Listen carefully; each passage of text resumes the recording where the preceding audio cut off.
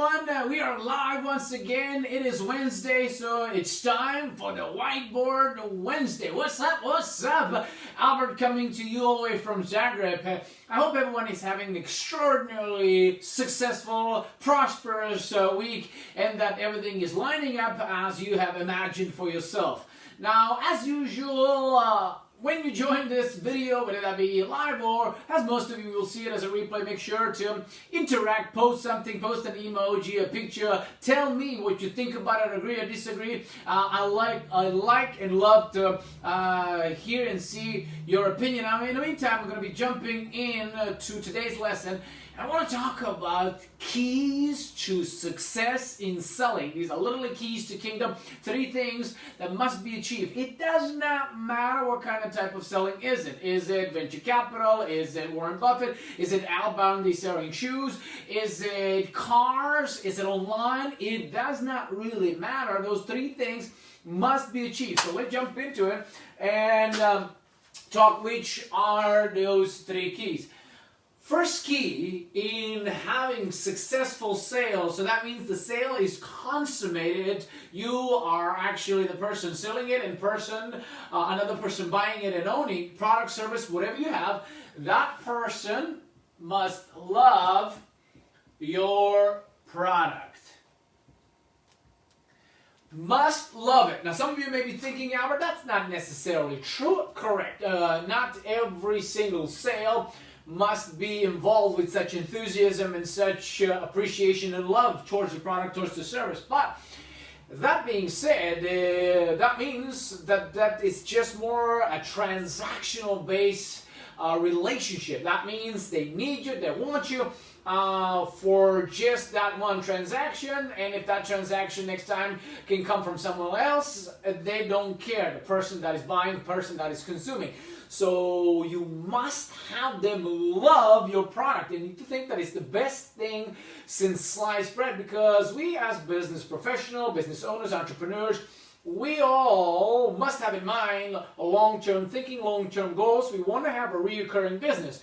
So if you achieve that the person that is purchasing your ideas, your services, your products are in love in what you have to offer, you are well on your way for them to come back again. Because if you're selling donuts, someone comes in and goes to the donut shop, you pay a quarter, they leave, and that's it. You know, there's no guarantee that a person will ever come back or that will come back to that very store. So they must love the product. That is, it have to be a given, must be achieved. And in fact, it has to be achieved in 2 ways. Number 1, must be logically.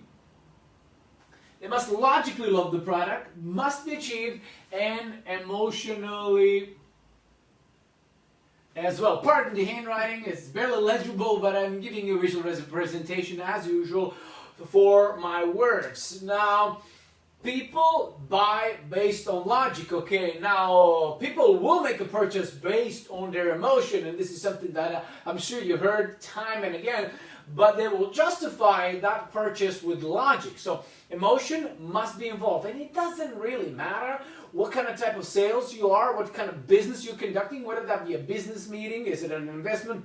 If you are selling to C-suite, corporate level people, it's still emotional decision, because it doesn't matter if you are selling a package to CEO or COO of some company that will achieve some results, that will achieve some product launches, development, they're going to reach the next level. What that means is that person that is buying into that idea, that is paying, that is making the decision, is seeing him or herself as a person that made a great decision and seeing the benefits on the far end when that sale is consummated, receiving the reward, receiving the paycheck, receiving that bonus at the end of the year, because that is definitely an emotional decision. And also, there must be logic. Logic is very often so much neglected because people think that it's all about hyperbole, it's all about emotion, and though it is the stronger part of it,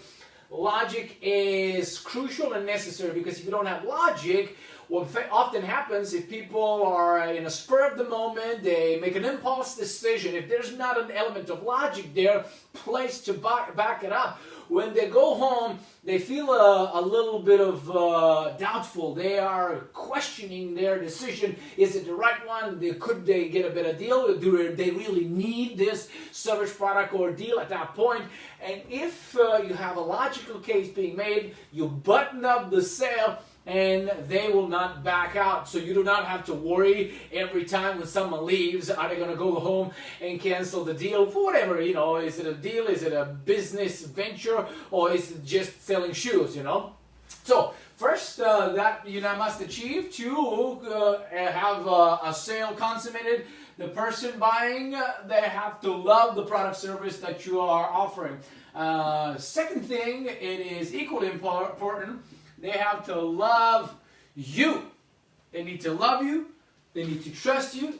They need to know that you care for their goals, their dreams, their desires, the aspirations, their abilities, proclivities. They need to connect with you, because if there is that element lacking, they will be unlikely pushed into that decision. And when I say pushed, led on, because if you can't connect with that person that you were doing a business with, you're not going to go over certain hurdles, over certain objections that you have in your head. You're probably going to raise them, and it's going to be much difficult to create that sale. So they must love you, your product, and you must be a person that they like and trust. All right? I think this is something that a lot of us know in any type of business, in any interaction, any type of relationship. If you like, love, and trust, much can be accomplished, all right? And number 3, or C, is they have to love or trust your company. Now, by your company, it means if you're a solopreneur, your person, that your reputation basically is here on the line. If you're working for a corporation, if you're working for a company or for another person, for someone else, that means they have to be reputable in the market, so they will fulfill all their promises, okay? Because think about this, and I'm going to be talking about just a random product, just to give you an illustration. Let's say you're selling cars, and someone comes into your showroom, display room, they're looking at the car. They love the car. They absolutely love it. They love and trust you. They know that you're altruistic, you're a great guy, you're going to give them the best possible price point, but they do not trust the company, they do not trust the dealership. They heard things around town, they're not going to do the right thing, they're going to do something shady. Are you going to buy the car? No. They're going to ask you, maybe go work somewhere else, so I can buy that car. Let's examine this from a different standing point. Let's say that they love the company. They know they are trustworthy. They will do the right thing. They love and trust you, but they do not love the product.